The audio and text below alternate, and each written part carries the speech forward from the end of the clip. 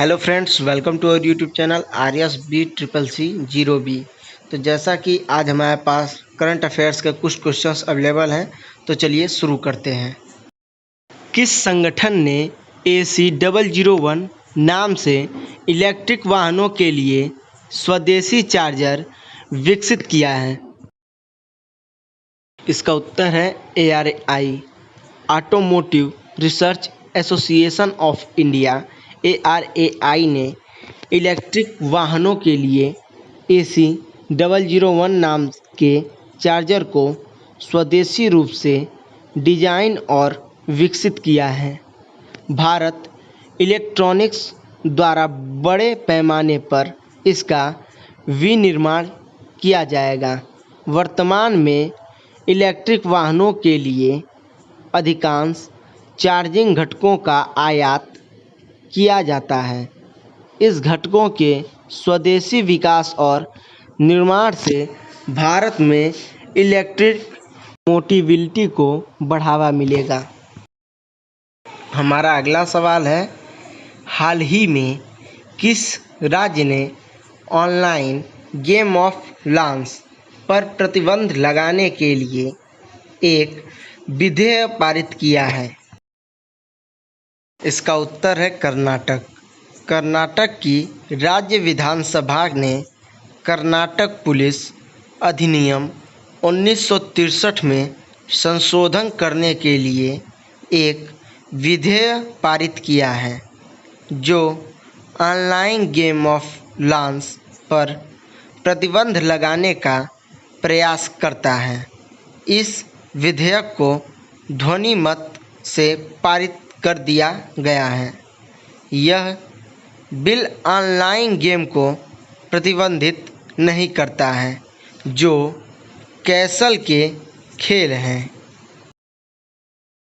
हमारा अगला सवाल है, भारत की किस तकनीकी पहल ने best use of digital technology श्रेणी के तहत CIPS excellence in procurement awards 2021 जीता है? इसका उत्तर है जेम। भारत सरकार के मार्केट प्लेस जेम पहल को best use of digital technology श्रेणी के तहत CIPS excellence in procurement awards 2021 के विजेता के रूप में चुना गया है। यह पुरस्कार समारोह लंदन UK में आयोजित किया गया था। जेम सरकार द्वारा सरकारी संगठन, विभाग और सार्वजनिक उपक्रम के लिए वस्तुओं और सेवाओं की खरीद के लिए एक समर्पित ऑनलाइन मार्केट प्लेस है। हमारा अगला सवाल है, FSSAI के अनुसार औद्योगिक रूप से उत्पादित ट्रांस फैट को किस मूल्य तक सीमित किया जाना चाहिए? इसका उत्तर है 2%।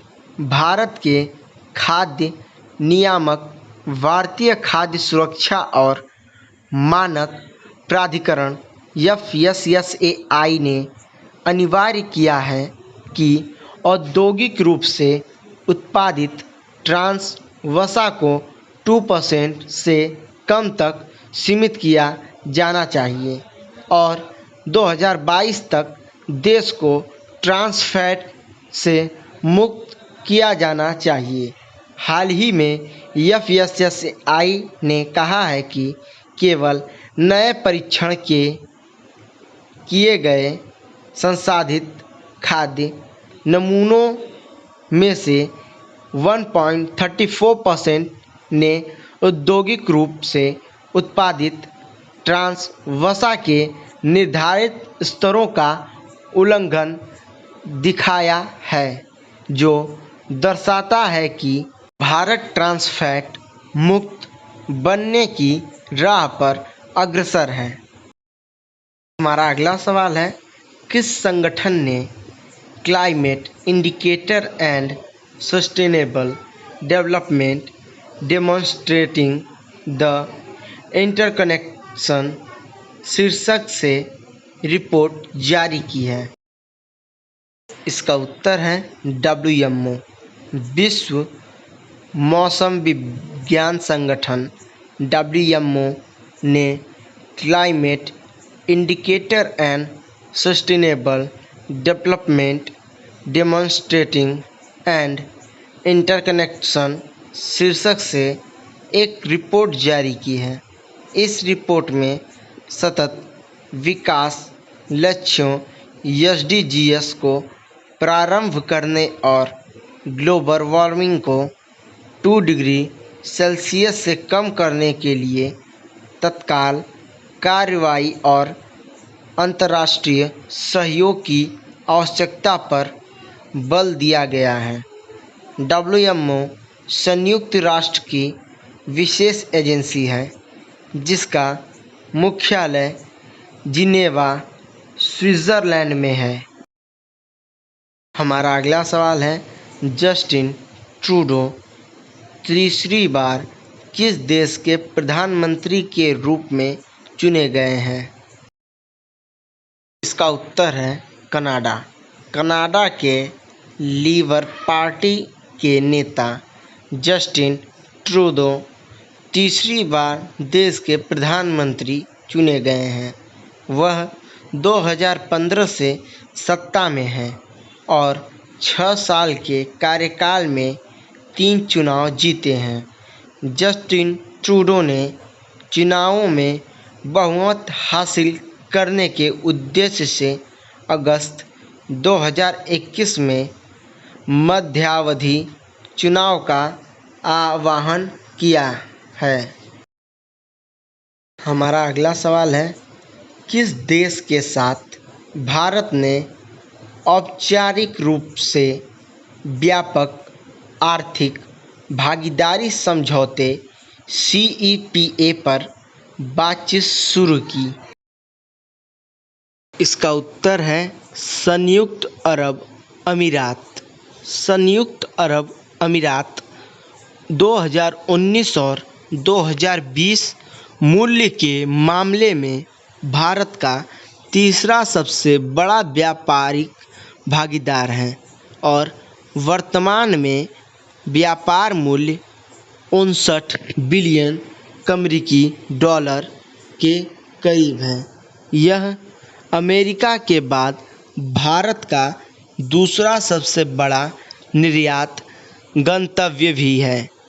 हाल ही में भारत और संयुक्त अरब अमीरात ने व्यापक आर्थिक भागीदारी समझौते पर औपचारिक रूप से बातचीत शुरू की है, जिससे दोनों देशों के बीच द्विपक्षीय व्यापार को 5 वर्षों में $100 बिलियन तक बढ़ाने की उम्मीद है।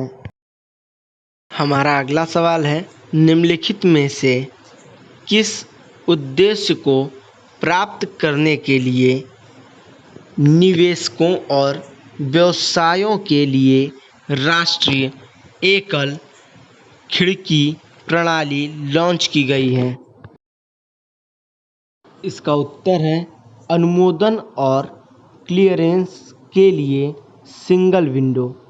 भारत सरकार ने हाल ही में निवेशकों और व्यवसायों के लिए राष्ट्रीय एकल खिड़की प्रणाली national single window system of investor and business शुरू की है। इस पोर्टल को व्यावसायिक उद्यमों और निवेशकों के लिए सभी अनुमोदन और मंजूरी प्राप्त करने के लिए संपर्क के एकल बिंदु के रूप में कार्य करने के लिए डिज़ाइन किया गया है। इससे ईज़ ऑफ डूइंग बिजनेस, पारदर्शिता और जवाबदेही बढ़ेगी। वर्तमान में 18 केंद्रीय विभागों और 9 राज्यों के अनुमोदन को पोर्टल पर जोड़ा गया है और अन्य 14 विभागों को दिसंबर 2021 तक इससे जोड़ा जाएगा। अब बढ़ते हैं अगले सवाल की ओर। भारत ने हाल ही में किस खतरनाक रसायन के भंडार के नियमों में ढील दी है? इसका उत्तर है अमोनियम नाइट्रेट और कैल्शियम कार्बाइड।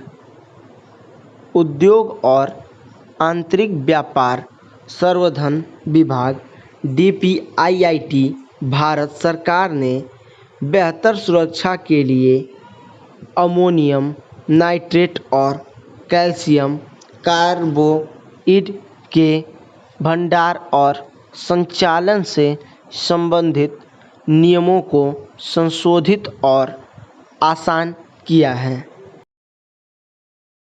हमारा अगला सवाल है, किस बैंक ने वित्त वर्ष 2026 तक सतत वित्त पोषण सस्टेनेबल फाइनेंसिंग के लिए भारत में 30,000 करोड़ रुपए का ऋण देने का वादा किया है?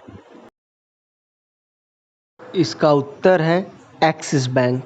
भारत के मुख्य निजी क्षेत्र के बैंक एक्सिस बैंक ने वित्तीय वर्ष 2025-26 तक सतत वित्त पोषण ICICI के लिए 30,000 करोड़ रुपए की राशि देने का वादा किया है, जो कि सतत विकास लक्ष्यों के अनुरूप है।